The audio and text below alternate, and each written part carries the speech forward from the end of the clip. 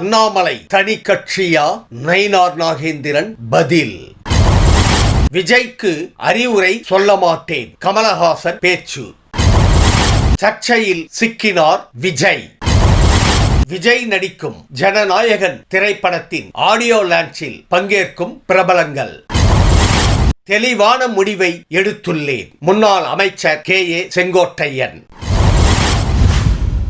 அன்பு தமிழ் நெஞ்சங்களுக்கு மெர்சல் கெலாட்டாவின் அன்பு வணக்கம். வாங்க இன்றைய காணொளி இதோ. அண்ணாமலை விலகிய பின் தமிழக பாஜக தலைவராக நயினார் நாகேந்திரன் பதவியேற்றதில் இருந்தே இரு தரப்புக்கும் பனிப்போர் இருந்து வருகிறது. இதனிடையே அண்ணாமலை தனி கட்சி தொடங்கி விஜயுடன் கூட்டணி அமைப்பார் என்றும் தகவல்கள் கசிந்தன.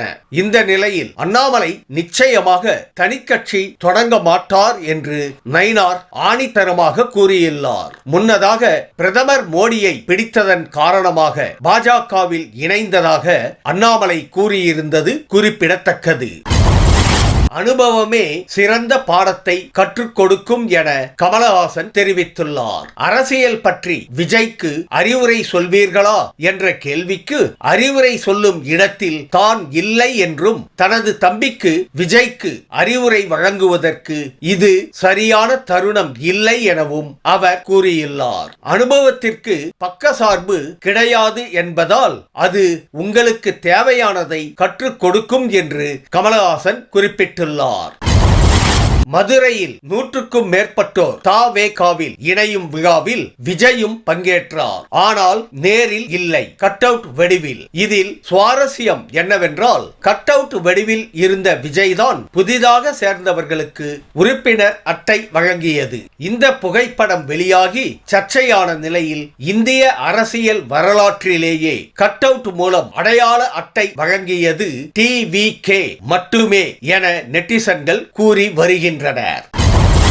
ஜனநாயகன் படத்தின் ஆடியோ லான்ச் இம்மாத இறுதியில் மலேசியாவில் நடைபெற உள்ளது. இது விஜயின் கடைசி திரைப்படம் என்பதால் அவரின் குட்டி ஸ்டோரிக்காக ரசிகர்கள் காத்திருக்கின்றனர். இந்த நிலையில் ஆடியோ லான்ச்சில் விஜய்க்கு நெருக்கமான இயக்குநர்களான லோகேஷ் கனகராஜ், அட்லி, நெல்சன் ஆகியோர் கலந்து கொள்ள உள்ளதாக தகவல் வெளியாகி உள்ளது.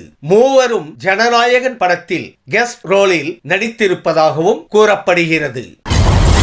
பாஜக சொல்லியே தாவேகாவில் இணைந்திருப்பதாக துணை முதல்வர் உதயநிதி விமர்சித்ததற்கு செங்கோட்டையன் பதிலடி கொடுத்துள்ளார். யார் சொல்லியும் இணையவில்லை, நானே தெளிவாக முடிவெடுத்து தாவேகாவில் இணைந்திருக்கிறேன் என குறிப்பிட்ட அவர் தனது பயணங்கள் சரியாகத்தான் இருக்கும் எனவும் அவர் தெரிவித்துள்ளார். வேண்டுமென்றே ஒரு குற்றச்சாட்டை சொல்லி அதிமுகவில் இருந்து தன்னை நீக்கியதாகவும் அவர் சாடியுள்ளார்.